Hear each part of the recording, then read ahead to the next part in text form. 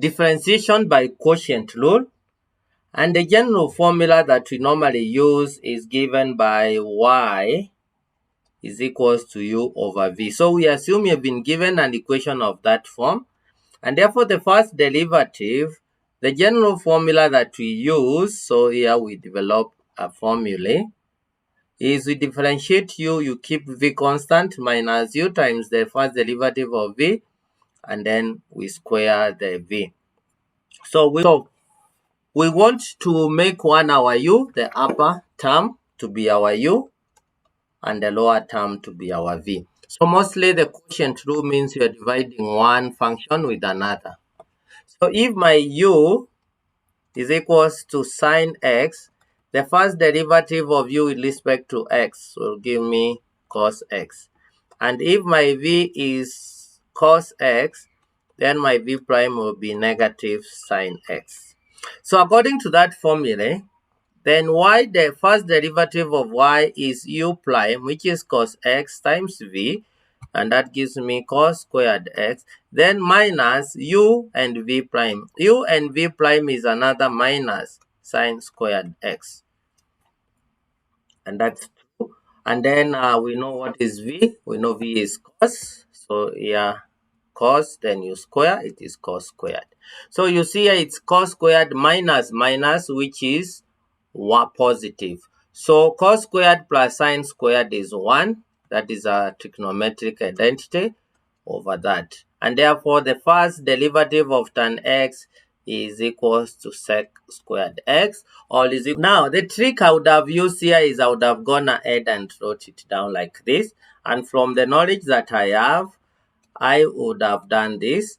And I would have gotten the answer as that, which is the same as minus 2 over x cubed.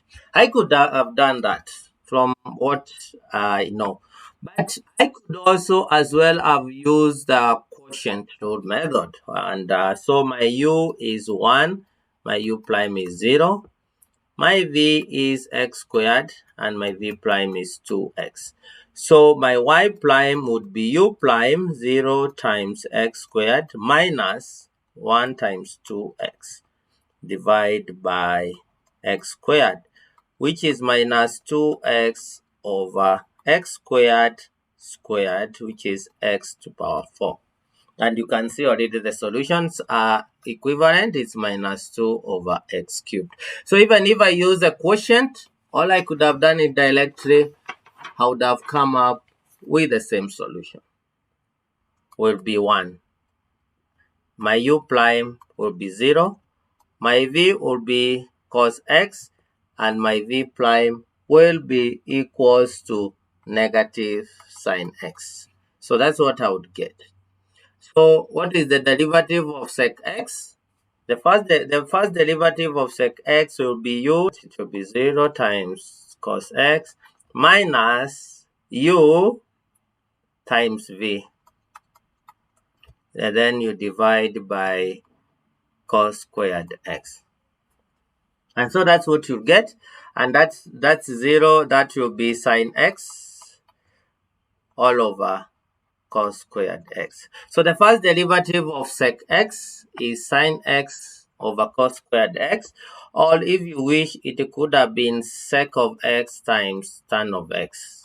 Because how did I know that? Remember, this is the same as sine x over cos x times 1 over cos x. And that will give me 1 over cos is sec, and then I have the tan. So u is ln of x, and u prime is 1 over x. So that's the first thing you have. And then we have v is equals to x squared, and v prime is 2x. So the first derivative of y will be u times u prime times v, then u times v prime, 2x times ln of x. And then everything we divide by x squared, which is our v, and then we square everything.